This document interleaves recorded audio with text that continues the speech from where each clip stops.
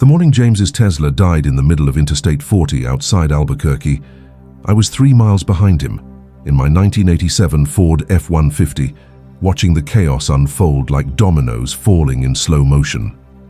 1 second, the highway was flowing smooth as river water. The next, every single vehicle, Teslas, BMWs, Hondas, even the big rigs, they all just stopped, dead. Like someone had flipped a switch on the entire world. Brake lights never came on, no hazard flashes, nothing, just silent. Rolling metal coffins coasting to a stop wherever momentum carried them. I saw a young mother's minivan drift into the shoulder, her kids' faces pressed against the back window, confused. An old man in a Prius nearly got rear-ended by a FedEx truck that was gliding without power. But my truck, my '87 Ford with its mechanical fuel injection and zero computerized nonsense, it kept rumbling like it always had, that deep diesel growl that James used to mock every single morning in the parking lot at work. I downshifted, felt the engine brake catch and slowed carefully, watching my mirrors. The air smelled wrong, sharp, metallic, like the sky itself had been burned. My hands were steady on the wheel, but my heart was pounding against my ribs like a hammer on an anvil. Something catastrophic had happened, something big. I'd read about EMPs in my preparedness books, heard the theories, the doomsday scenarios that people laughed off as paranoia, solar flares, high-altitude nuclear bursts, coronal mass ejections, events that could fry every circuit, every chip, every piece of modern convenience we'd come to worship like golden calves. And now, as I watched hundreds of cars sitting lifeless on the asphalt, I knew. This was it. The thing everyone said would never happen. I pulled onto the shoulder, engine still purring, and stepped out. The silence was unnatural, no hum of engines, no radio chatter bleeding from open windows, just wind and the distant sound of someone crying. People were climbing out of their cars, faces pale, holding dead smartphones up to the sky like they were praying for a signal that would never come. A man in a business suit was screaming into his phone, shaking it, as if rage could resurrect the circuits inside. A teenage girl sat on the hood of her Honda, sobbing, her hands trembling. I recognized that look, shock, the kind that comes when your entire understanding of the world gets ripped away in a heartbeat. I scanned the line of dead vehicles and spotted it. James's midnight blue Tesla Model S, sitting about a quarter-mile up, driver's door open, James standing beside it with his hands on his head. Even from this distance, I could see the disbelief in his posture, the way his shoulders sagged like someone had stolen his spine. For 2 years, he'd made it his personal mission to remind me that I was driving a dinosaur. Every morning in the employee lot at Sandia Systems, he'd smirk at my truck, make some comment about fuel efficiency or carbon footprints or how I was living in the past. He'd tap his Tesla's touchscreen like it was a magic mirror and say, "This is the future, Steve. You should join us sometime." And I'd smile, nod, say nothing, because I knew something James didn't. I knew that complexity is fragile, that the simpler a thing is, the harder it is to break. I walked toward him, boots crunching on gravel, and the closer I got, the more I could see the cracks forming in his composure. His face was red, sweat beading on his forehead, despite the cool November air. His tie was loosened, collar undone, and he was staring at his car like it had personally betrayed him. "Steve," he said when he saw me, and his voice was tight, strangled. "Steve, what the hell is happening? My car just died. Everything died. The screen, the battery, the door locks, I can't even open the damn trunk." I looked at the Tesla. Beautiful machine, really. Sleek lines, cutting-edge engineering, the kind of thing that made people feel like they were living in a science fiction novel. But right now, it was just a 4,000-pound paperweight. "EMP," I said quietly. "Electromagnetic pulse. Something hit us. Could be solar, could be something else. Either way, anything with a computer chip is done." He stared at me like I'd just spoken in a foreign language. "EMP, that's not real, that's conspiracy theory stuff." I gestured at the highway, at the hundreds of motionless cars stretching in both directions, at the people stumbling around like refugees in their own country. "Does this look theoretical to you?" His mouth opened, closed, opened again.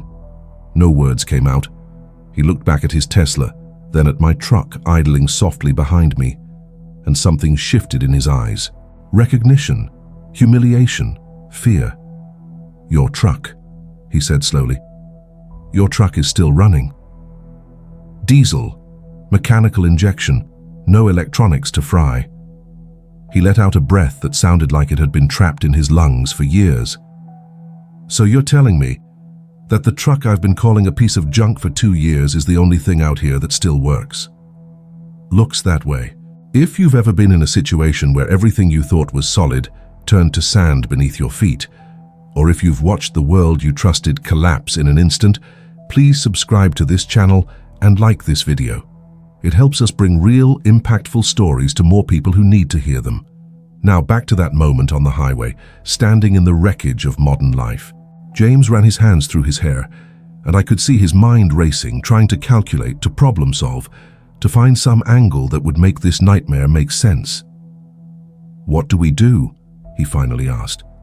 And there was something in his voice I'd never heard before. Vulnerability. The kind that comes when a man realizes he's completely out of his depth. "We get people moving," I said. "We get them off this highway before panic sets in. We find shelter, water, a place to regroup." "But how? Nobody's car works. We're stranded." I looked at him for a long moment, let the silence sit between us, heavy and loaded. Then I said, "Not everybody." Understanding dawned on his face slowly, like sunrise creeping over a mountain. "Your truck." "My truck." He swallowed hard, and I could see his pride wrestling with his desperation, two wolves tearing at each other inside his chest.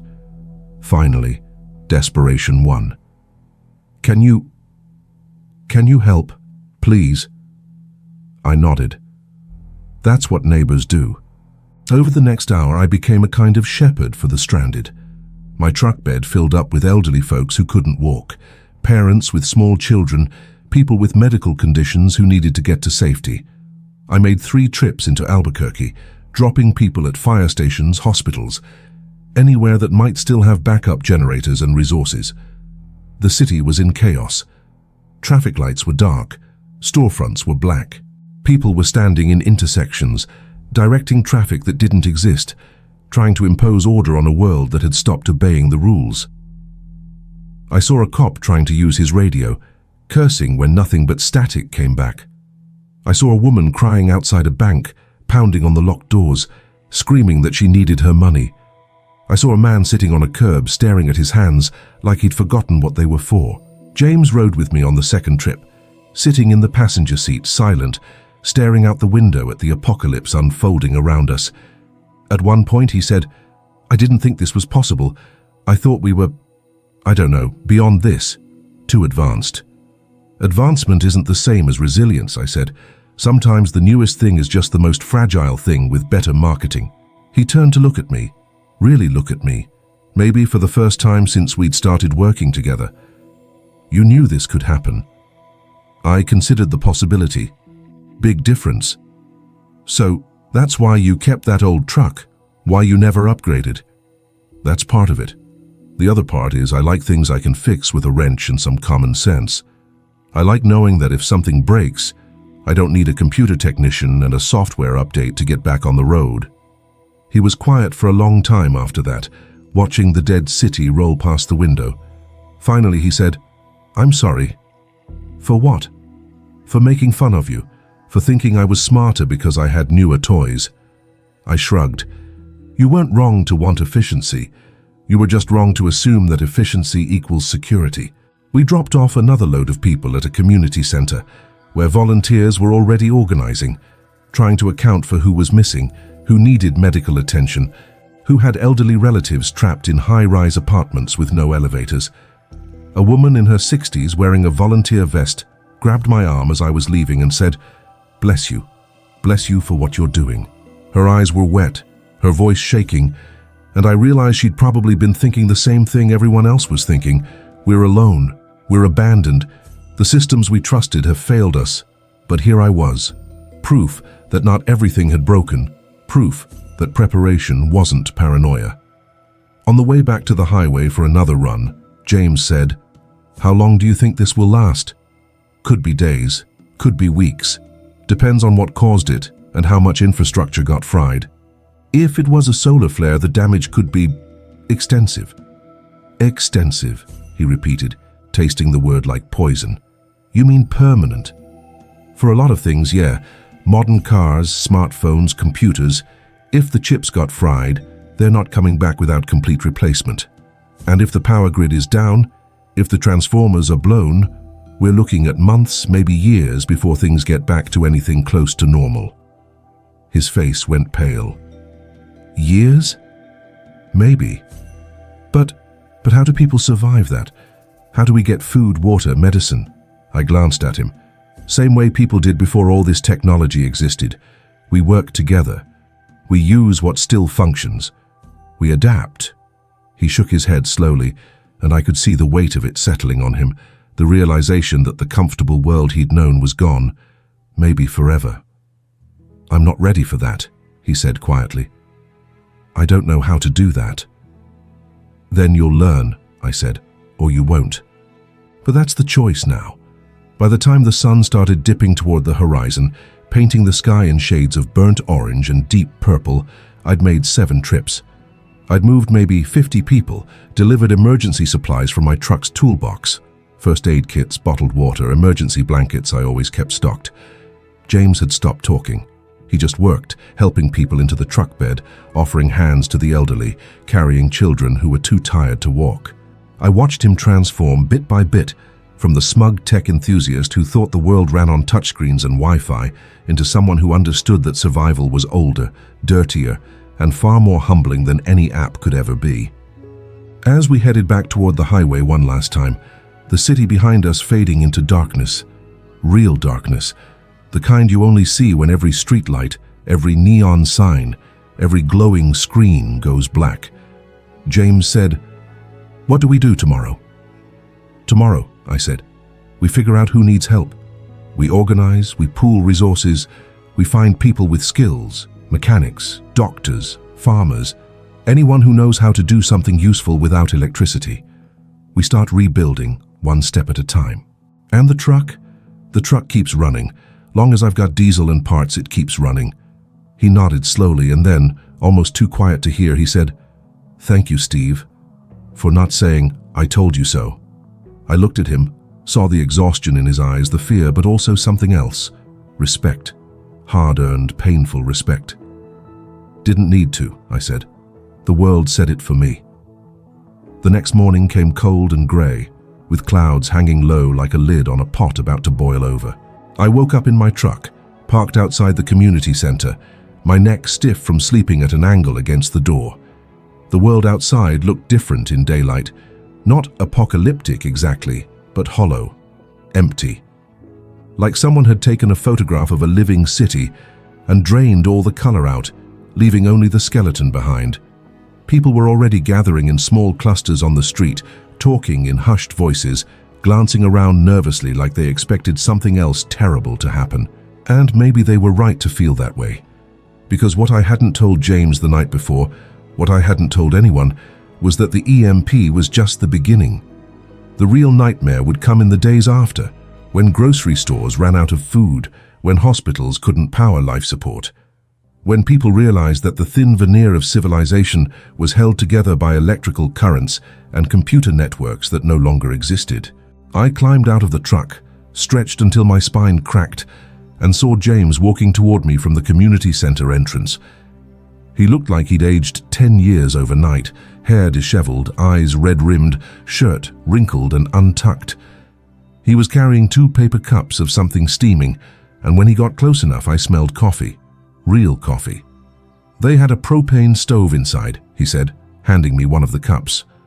"Someone donated it this morning. It's not much, but it's hot." I took the cup, felt the warmth seep into my palms and nodded my thanks. The coffee tasted bitter, like it had been sitting too long, but it was the best thing I'd tasted in 24 hours. "How many people inside?" I asked. "Maybe 200, more coming every hour. They're organizing teams, medical, food distribution, security. It's like watching society reboot in real time." I looked at the community center, at the people flowing in and out, carrying supplies, tending to children. arguing over clipboards and handwritten lists. There was something beautiful about it, in a raw, desperate way. People rising to the occasion because they had no other choice. People remembering skills their grandparents had, skills that had been buried under decades of convenience and automation. "That's how it works," I said. "When the systems fail, humans don't." "Not right away, at least." James sipped his coffee, staring at the ground. "I called my wife last night," he said quietly. "Or I tried to. I kept forgetting my phone was dead. Muscle memory, you know? Reach for the phone, try to dial, nothing happens. I must have done it 20 times before it really sank in." He looked up at me and his eyes were wet.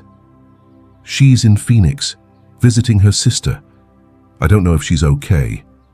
I don't know if I'll ever know." I felt a tightness in my chest, the kind that comes when you witness another man's breaking point. "Phoenix is 300 miles from here," I said. "That's doable. Roads might be clear once we get out of the city." His head snapped up. "You'd do that? Drive me to Phoenix?" "Not just you, anyone who needs to get somewhere, anyone who's got family they need to find. That's what the truck is for." He stared at me like I'd offered him a lifeline in the middle of a drowning ocean. "Why?" he asked, and his voice cracked. "Why are you helping me? After everything I said, all the times I made you feel small for not keeping up with the times, why?" I took a long breath, let it out slow. "Because holding grudges when the world is falling apart is a luxury nobody can afford. And because maybe, just maybe, you'll remember this the next time you're tempted to mock someone for being different." He nodded, couldn't speak, just nodded. And I could see something breaking inside him, something hard and brittle finally giving way to something softer, something human. Over the next 3 days, my truck became the lifeline for dozens of families. I drove James to Phoenix, found his wife safe but terrified in her sister's powerless suburban home, and brought both women back to Albuquerque, where resources were starting to pool. I evacuated a diabetic man whose insulin was warming in a dead refrigerator, rushing him to a hospital that was running on backup generators scrounged from construction sites. I transported a pregnant woman in labor when the ambulances sat useless in their garages, her husband gripping my headrest from the back seat, praying out loud in Spanish while I pushed the truck as fast as it would go. I carried jerry cans of diesel fuel that I'd siphoned from dead trucks on the highway, knowing that every gallon was precious, that once it ran out, even my old Ford would become another piece of roadside junk.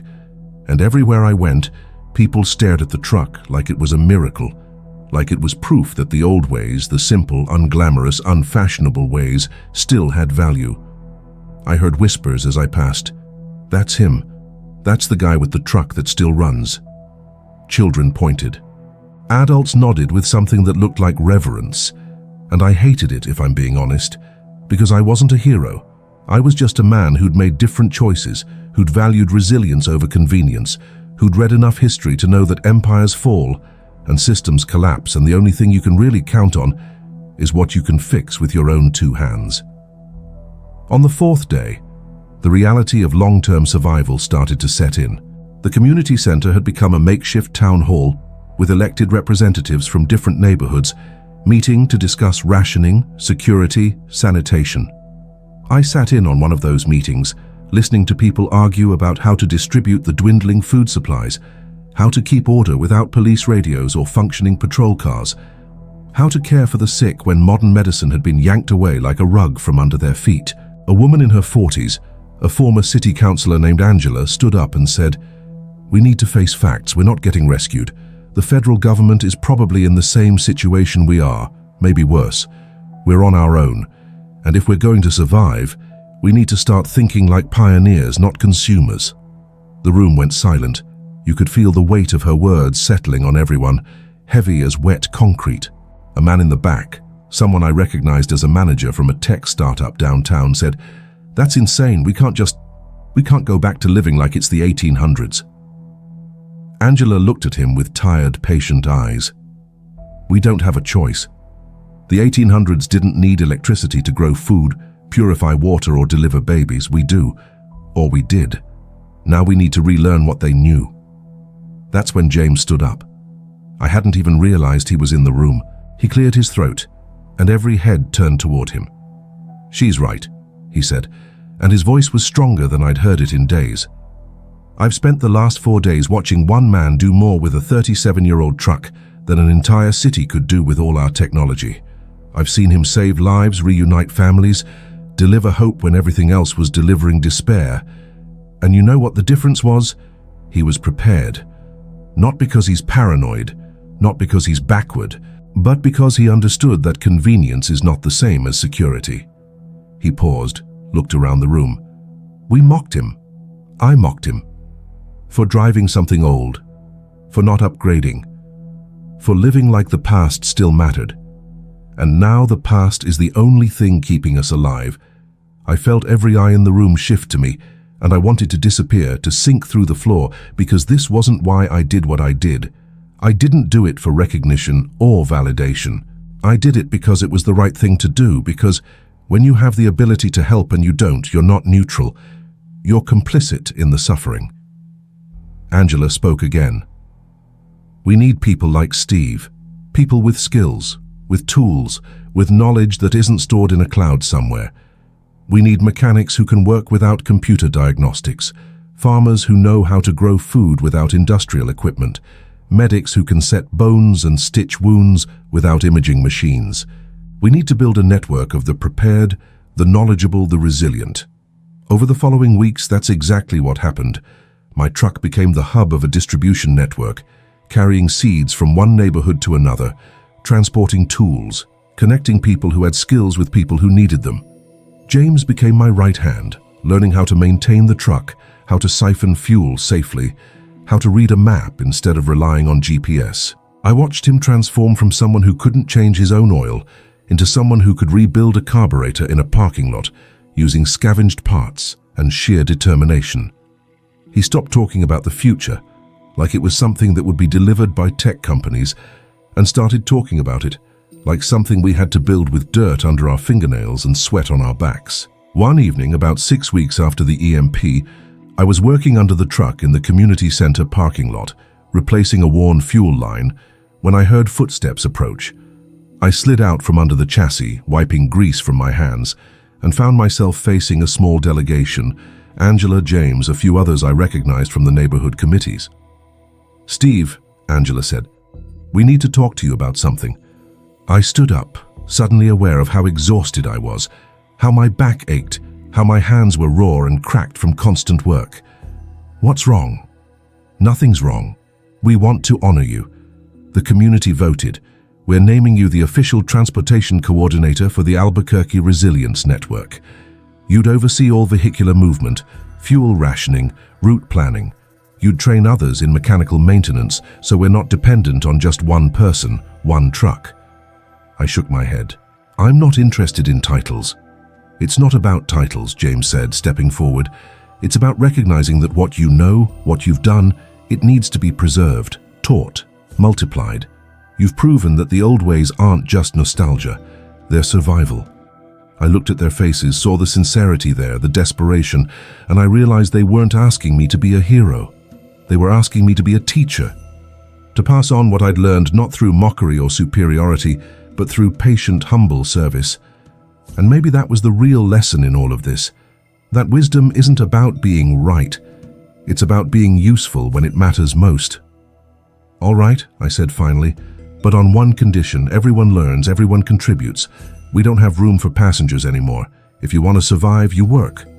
They agreed. Over the next months, we built something unexpected, a community that functioned without electricity, without internet, without any of the connective tissue of modern life. We established barter systems, apprenticeship programs, security patrols using bicycles and horses. We dug wells, planted community gardens, converted parking lots into food production zones. And my truck, that old '87 Ford that James had called a museum piece, became the symbol of what was possible when you valued reliability over novelty, when you chose substance over flash. James published a public apology, not digitally, because there was no digital anymore, but on paper posted on the community center bulletin board where everyone could read it. It was simple, honest, and raw. "I'm sorry for every time I mocked simplicity. I'm sorry for worshipping complexity. I'm sorry for believing that newer was always better. Steve didn't just save my life. He saved my understanding of what life actually requires, and I'll spend the rest of mine trying to repay that debt by teaching others what he taught me. That preparation isn't paranoia, that wisdom often looks old-fashioned, that the things that last are usually the things that were built to last, not built to impress.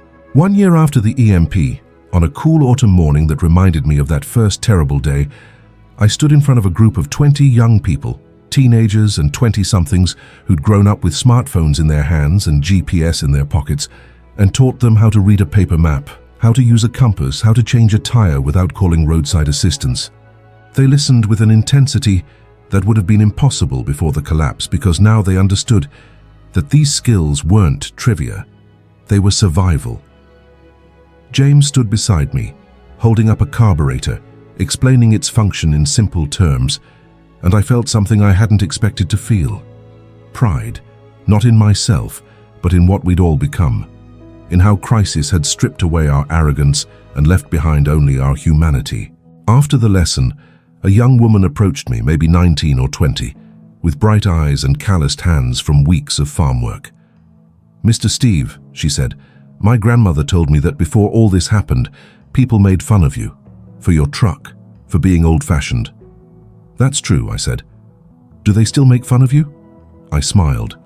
"No. Now they ask me to teach their children." She nodded slowly, processing that, and then she said, "I'm glad the world ended the way it did. Not because people suffered, but because we finally learned what actually matters." I didn't correct her, didn't tell her the world hadn't ended, just changed. Because maybe she was right. Maybe the world we'd lost, the world of disposable everything, of planned obsolescence, of mistaking convenience for strength, maybe that world needed to end. Maybe we needed to be humbled. Maybe we needed to remember that humanity survived for millennia without touchscreens and algorithms, and we could do it again. That night, I sat on the hood of my truck, watching the stars come out in a sky darker than any city dweller had seen in generations, and I thought about all the people who told me I was living in the past, and I realized they were wrong. I wasn't living in the past. I was living in the always, in the timeless principles that govern survival, community, resilience. The world spins forward, technology advances, but some truths remain constant.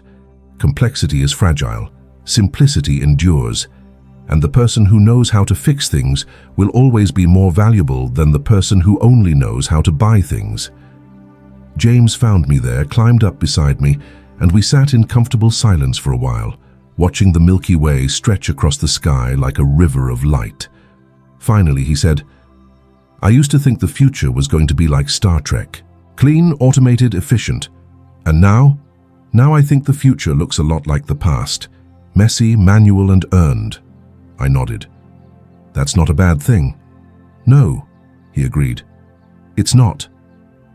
And in that moment, sitting on the hood of a truck that had outlived an empire of silicon and lithium, I understood something profound. The things we build to last are the things built with humility, and the people who survive are the ones who never stopped respecting the wisdom of what came before. If this story moved you as much as we hoped it would, leave a comment telling us which moment marked your life the most. Subscribe to the channel to follow stories that touch the heart and transform perspectives. Like this video and share it with someone who needs to understand that in life, prudence and preparation can be the greatest of virtues. Sometimes what the world calls obsolete is simply what the world has forgotten how to value. And when everything else fails, the old ways remember how to stand.